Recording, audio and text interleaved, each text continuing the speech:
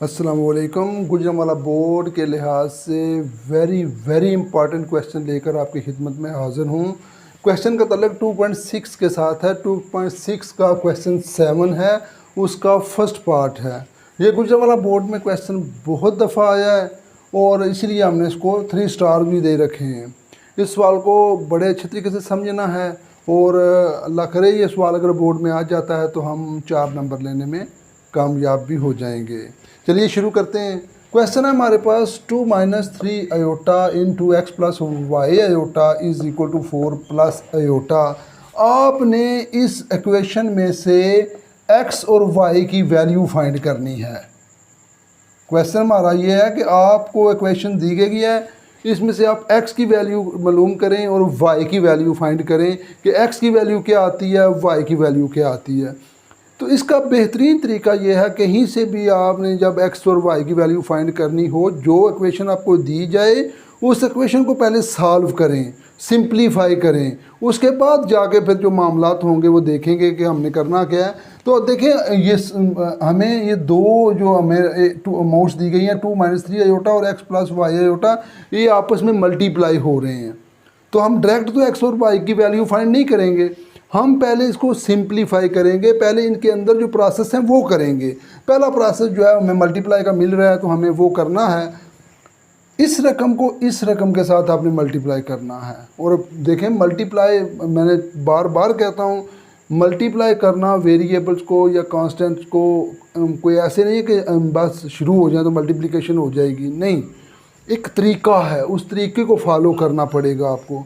तरीका क्या है कि आप इसमें से पहली अमाउंट को, इधर जितनी भी अमाउंट मौजूद हैं उनके साथ उस एक अमाउंट को आपने मल्टीप्लाई करना है। 2 है, 2 को आपने इसके साथ भी मल्टीप्लाई करना है और इसके साथ भी मल्टीप्लाई करना है। अच्छा, 2 को आप जब x के साथ मल्टीप्लाई करेंगे तो क्या होगा, 2x आ जाएगा। 2 को जब आप y अयोटे के साथ मल्टीप्लाई करेंगे तो क्या होगा भाई, 2y अयोटा आ जाएगा, ये देखें। इसी तरह -3 अयोटे को आप जब x से मल्टीप्लाई करेंगे -3x अयोटा आ जाएगा। लिखने को तो आप -3 अयोटा x भी लिख सकते हैं, लेकिन बेहतर है कि x और y वेरिएबल्स पहले लिखे जाएं, अयोटे को बाद में लिखा जाए। तो -3 अयोटे को जब y अयोटे से मल्टीप्लाई करेंगे तो 3y अयोटा और अयोटा अयोटा स्केयर आ जाएगा, is equal to 4 plus iota. उसी तरह आगे चलते हैं।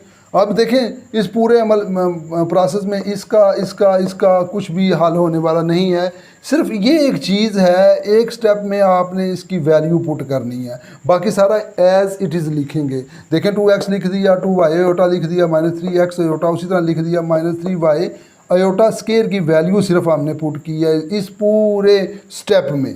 देखिए ये पूरा एक स्टेप है, इस पूरे स्टेप में हमने सिर्फ और सिर्फ अपने y अयोटे की वैल्यू फाइंड पुट की है, -3y और अयोटा स्केयर की जगह पर -1 आ गया, बाकी is equal to 4 plus iota.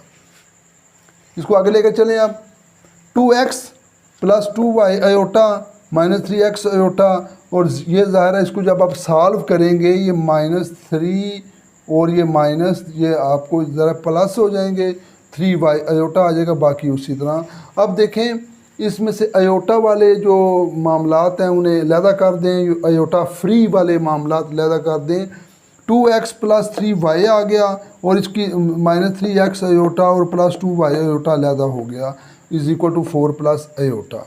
यहाँ से सवाल की थोड़ी सी कॉम्प्लिकेशन शुरू होती है, क्योंकि अब देखें इधर ये जो है वो दो आपके पास सेट बन गए हैं। एक अयोटा, इस सेट में अयोटा नहीं है, इस सेट में अयोटा है।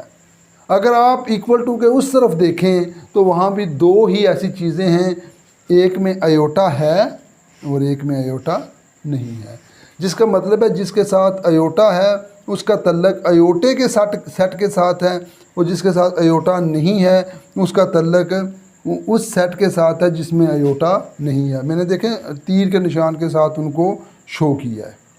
देखें अब 2x plus 3y is equal to 4 आ गया और -3x iota plus 2y iota is equal to iota आ गया।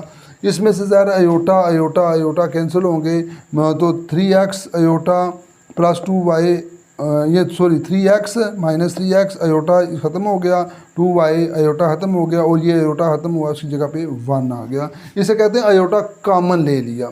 जब ये अयोटा कॉमन ले लिया तो उसकी जगह पे 1 आ जाएगा। अब हमारे पास दो अमाउंट, ये एज़ इट इज़ ये भी और एज़ इट इज़ आपने ये भी लिख दी। अब हमने इनको x और y के लिए सॉल्व कर, अब हम इनको x और y की वैल्यू फाइंड करने की असल पोजीशन में आ गए हैं, यानी ये उस पोजीशन में हम आ चुके हुए हैं कि हम x और y की वैल्यू फाइंड करें। यहाँ पर x और y की वैल्यू फाइंड करने के लिए इनके शुरू वाली रकमें बराबर होना ज़रूरी हैं। देखें 2x उधर माइनस 3x, तो शुरू की रकम कैसे बराबर हो सकती है? अगर आप इसको 3 से मल्टीप्लाई कर लें 3 2 6 हो जाएगा, उसको 2 से कर लें 2 3 6 हो जाएगा। बाकी रकमों की कोई गारंटी नहीं है, बाकी रकमें जो मर्ज़ी हो जाए, आपको इस इक्वेशन की शुरू की रकमें बराबर चाहिए। उसके लिए चाहे आपको जिससे भी मल्टीप्लाई करना पड़े, उस जिससे मल्टीप्लाई करना है इधर भी करना है, फिर आपने उससे उस तरह का मल्टीप्लिकेशन का अमल इधर भी करना है, और हो सकता है उधर ना करना पड़े, ये भी हो सकता है। बहरहाल हमने इनकी जो शुरू वाली रकमें हैं उनको हमने बराबर करना है। बराबर करने के लिए इधर 3 से मल्टीप्लाई करना पड़ेगा, उधर 2 से मल्टीप्लाई करना पड़ेगा। 3 2 6, 3 3 9, 3 4 12, 2 3 6, 2 2 4 और 2 1 2। यहाँ पर एक और सवाल उठता है कि आपने जो बराबर करना है तो 2 को सिर्फ इससे मल्टीप्लाई नहीं करना, सबके साथ करना है। 3 को इससे नहीं करना, सबके साथ करना है। अब आपके पास दो इक्वेशन आ गई जिनकी मदद से आप x या y की वैल्यू फाइंड कर सकते हैं। एक आ गई 6x plus 9y is equal to 12, और एक minus 6x plus 4y is equal to 2। अब हम क्या करते हैं, इन दोनों के ज़रा आप देखें, आपने x या y की वैल्यू फाइंड करनी। अब किसी ऐसे तरीके से आप 6x और माइनस 6x को ख़त्म कर दें, बाकी क्या बच जाएगा 9y और 4y, यानी ये y की वैल्यू फाइंड की जा सकती है। तो इसका मतलब यह इस इक्वेशन को इस इक्वेशन को अगर आप ऐड कर दें, ऐड करने से ये देखें ना, ऊपर लिखी एक इक्वेशन ये वाली, नीचे ये वाली इक्वेशन लिख दी। हम इनको ऐड जब करेंगे तो डेफिनेटली ये माइनस का 6x है, ये प्लस का 6x है, ये कैंसिल हो जाएंगे। अब 9 और 4 13, y और 12 और 2 इनको ऐड करेंगे तो 14 आ जाएगा। अब 13 उधर बटे में चला जाएगा तो y की बड़े आसानी से वैल्यू 14/13 मालूम हो गई। अब दूसरी वैल्यू रह गई, कौन सी भला? x की। x की वैल्यू आप इसको यूज़ करके कर लें या इसको यूज़ करके मालूम कर लें। क्या करना है आपने, y की वैल्यू आपके पास आ गई है 14/13, आप y की वैल्यू इधर पुट कर दें, इधर या इधर कर दें। एक इक्वेशन आपने यूज़ करनी है, या ये कर लें या वो कर लें। मैंने ये की हुई है, 2x plus 3y is equal to 4 आ गया, 2x उसी तरह प्लस 3y की वैल्यू अब मेरे पास आ गई हुई है 14/13, वो मैंने लिख दी इज इक्वल टू 4। अब 2x 3 को 14 से आपने मल्टीप्लाई करना है तो क्या आएगा 42/13। उसी तरह अब ये भी ना कीजिएगा कि 3 को 14 से भी मल्टीप्लाई कर लिया और 3 को 13 से भी कर लिया, ऐसे नहीं होता।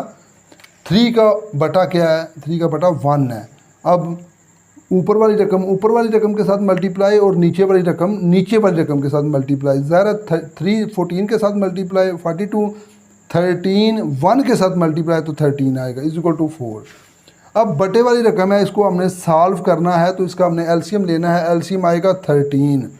एक रकम ये हो गई, एक ये हो गई, एक ये हो गई, और 13 को आपने इन तीनों रकमों के साथ मल्टीप्लाई करना है। देख लें, 13 multiply by 2x, 13 multiply by 42/13 और 13 मल्टीप्लाई बाय 4।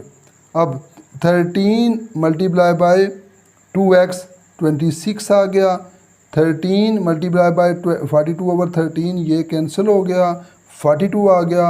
इनको मल्टीप्लाई करेंगे 52। अब 42 उधर जाके क्या हो जाएगा माइनस, ये क्योंकि इधर प्लस का है, 52 माइनस 42 10 आया। 26x इज इक्वल टू 10 और x की वैल्यू आ जाएगी 10/26। कटिंग करेंगे 2 5 10 और 2 13 5/13। अब आपने इसका सोल्यूशन सेट लिखना है। सोल्यूशन सेट में x की वैल्यू पहले लिखते हैं वाई की वैल्यू बाद में लिखते हैं। सोल्यूशन सेट एक्स की वैल्यू, ये देखें ना एक्स की वैल्यू है 5/13 और उसके बाद वाई की वैल्यू 14/13। आज के लिए इतना ही।